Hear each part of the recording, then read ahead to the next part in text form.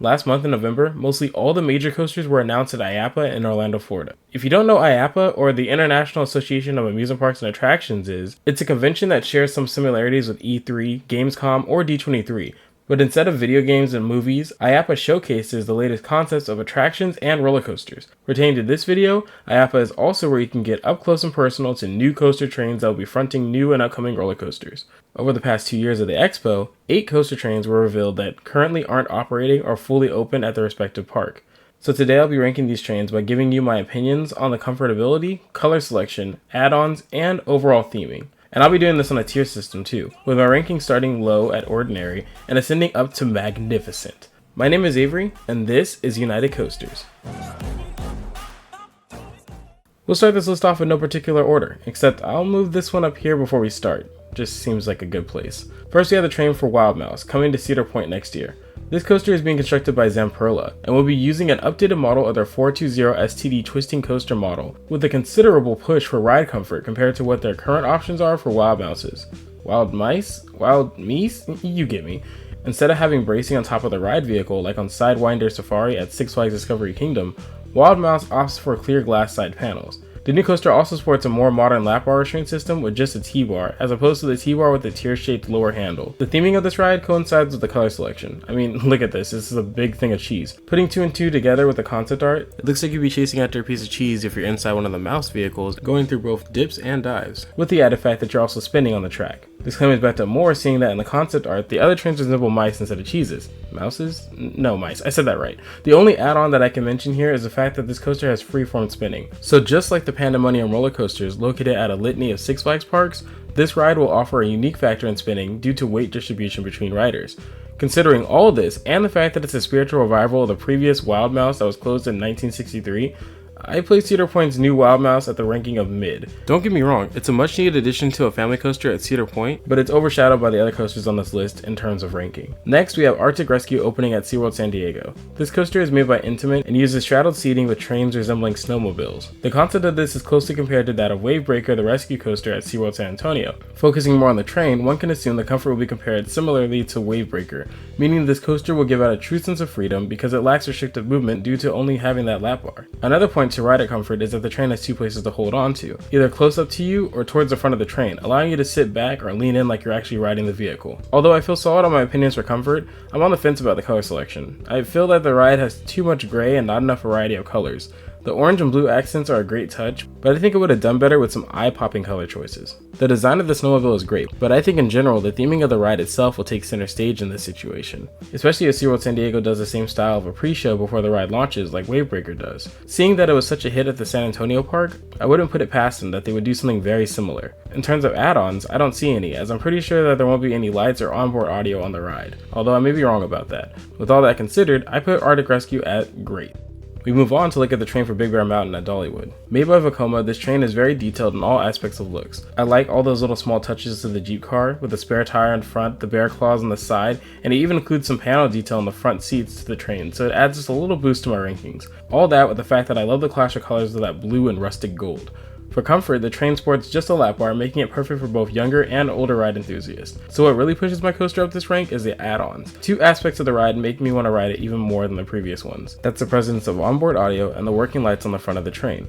Although night riding is amazing by itself, having lights navigating through the dark on the ride adds so much to the experience. And the use of onboard audio allows the theming to go with you on the ride, instead of staying in the queue line and station. All these parameters allow for Big Bear Mountain to be the first in the awesome category. Now we'll look at the only coaster on this list that got unveiled last year at IAAPA, and is on the verge of opening up next year at Fun Spot Atlanta. I mean, there's even testing footage of it right now. Air Force One, created by Rocky Mountain Construction or RMC, is on my radar for a roller coaster that I just need to ride. When I saw the release photos for the lead train last year, I thought it looked just cool with a rocket aesthetic on the front. I mean, to me it kind of looks like a paper airplane. That wasn't until I saw what the inside of the front train had. All the buttons and navigations adds a really nice layer of theming to this ride. And taking a look at the color scheme, I like the patriotic feel of the red, white, and blue that the ride offers. And I also like the alternate train that has blue as the primary color. And in terms of comfort, the seating design aims to keep riders snug as they go about this ride.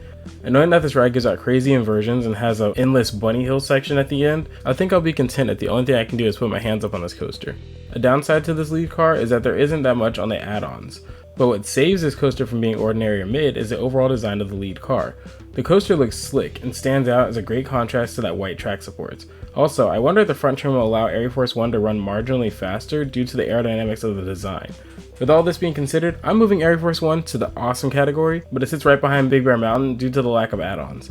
Remember, these rankings are only for the train and not the ride itself, as I know that Air Force One will probably be the best roller coaster coming out next year. And if you're liking this video so far, don't forget to subscribe, it helps me out a lot. Up next, we have one of the absolute best looking trains with Bone Shaker coming to Mattel Adventure Park in Arizona. Created by Chance Rides, this family coaster blows the competition out of the water in terms of design.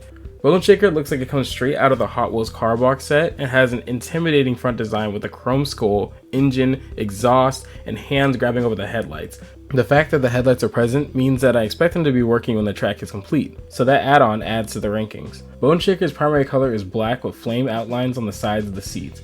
Not forgetting to mention the iconic skull on the side of the train and that Hot Wheels logo. Man, I just gotta say, Chance Rides did a really good job paying homage to the Hot Wheels car counterpart. Moving on to the seats, a standard lap bar is all that's present. That's good in this case because Bone Shaker is a family coaster that doesn't do inversions, meaning that full arm movement is virtually guaranteed on this ride. I can only speculate on just how immersive the theming will be for this up and coming park, but I do know that this train is themed gorgeously well. Oh, and how can I forget the oversized wheels that line the train to make it look like the car? Okay, you know what? This has to go in the magnificent tier, mostly for the train design alone. Now we're going to head into something really new. Pipeline the Surf Coaster is one of the most unique roller coasters coming out next year to SeaWorld Orlando, created by B&M. This coaster is the newest model of the old B&M stand-up coaster and adds a new mechanic to the ride that allows for seats to move in relation to the forces that the ride will give out, meaning it bounces. Looking at the theme, Pipeline goes literal in that surf part of the surf coaster model by modeling the train into a surfboard. Since this is a new coaster, rider comfort and mobility is up in the air for me. Noting the fact that the restraints are an over-the-shoulder design, I can compare it to other B&M models like floorless coasters. But Pipeline has more room due to it only having 2 seats across, which is kind of a relief because B&M models kind of feel constricted to me. For color, I'm digging the orange, turquoise, and blue aesthetic. The deeper orange color accents on the surfboard are a nice touch for Pipeline. And as I mentioned, the bouncing seats are the only add-on that I can see as beneficial to the ride. It's an interesting in theory, but I don't think it works with the theme that well unless you're thinking you're a surfer riding a wave. But I've never done that in person, so I wouldn't really know. The only reason this ride gets a little bit higher in my rankings is because this is a one-of-a-kind design. So we'll have to wait and see how these bouncing seats can factor into the ride. All that considered, I put the lead train for Pipeline, the surf coaster, at great in front of Arctic Rescue because of how new the entire design is for the world. The second to last train on this tier list is Zambezi Zinger, coming to Worlds of Fun created by Great Coasters International or GCI. The new and improved Infinity Flyer trains look beyond anything that I've seen in a coaster train on the basis of design. Instead of having a big body like most other trains in this list, GCI opted for a more open design with a respectable front train. Resembling a Jeep that one would see giving tours in the safari, Zambezi Zinger's lead car mimics that to a T. It does score add-on bonuses for the lights present on the train, and I love the sand zebra camo color scheme it has going on for it. When it comes to comfort, the ride sports a saddle lap bar with a spot to hold on to. That's it. Meaning you have a nice range of motion to put your hands up and limited restrictions, leading to a better experience for the ride. Overall, I can't wait to hear how glossy smooth this coaster will be with the new Titan track segments and the ride's general performance. For this train's ranking, I'll put Zambezi Zinger's lead car into the great category, right between Pipeline and Arctic Rescue. The reason being is, although this coaster train is a newer model, it's nothing new for rider placement like a stand-up coaster is, but Zambezi Zinger gets the edge over Arctic Rescue for its more bolder appearance and rugged look. Lastly, we have Wildcats Revenge created by Rocky Mountain Construction or RMC opening next year at Hershey Park. To say that the lead car design is anything but brilliant would be an understatement. The design of the train shows a wildcat in the process of bursting out from the front car, still grasping onto a piece of wood with its paws. The attention to detail in the front is jaw-dropping, because in my opinion, I would normally see this type of detail for a sculpted animal on a carousel, but for it to be in the front of a coaster train, that's stunning. I love how fierce the look is, and it plays well to the overall theme of the ride, that being a strong, unrelenting force for revenge. Moving from the front to the seats, I'm digging that machine cut style metal look. The color choices in the car are modest in my opinion, going for red, silver, white, and black instead of some vibrant colors. I guess you can make a case for red being vibrant, but nonetheless is a safe color choice. Wildcats Revenge doesn't have add-ons like music or lights, but that stuff is rare on an RMC creation anyway. Lastly, let's look at the seats for comfortability. The seats have a lap bar that connects to a seatbelt, and that's about it.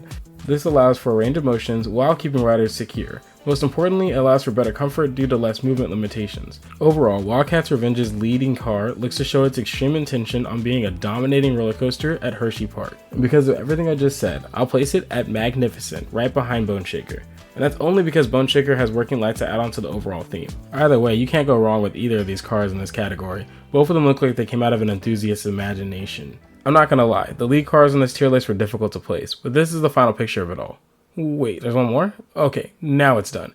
If you agree, disagree, or just want to talk about all the new for 2023 roller coasters, don't be shy to leave a comment below. I make sure to read every one of them. Also, if you just enjoyed the video, it wouldn't hurt to leave a like. I'm on the path to reach 1,000 subscribers, so if roller coasters are your thing, make sure to subscribe and never miss one of my uploads. If you got this far, I just want to say thank you for watching, and remember to stay united.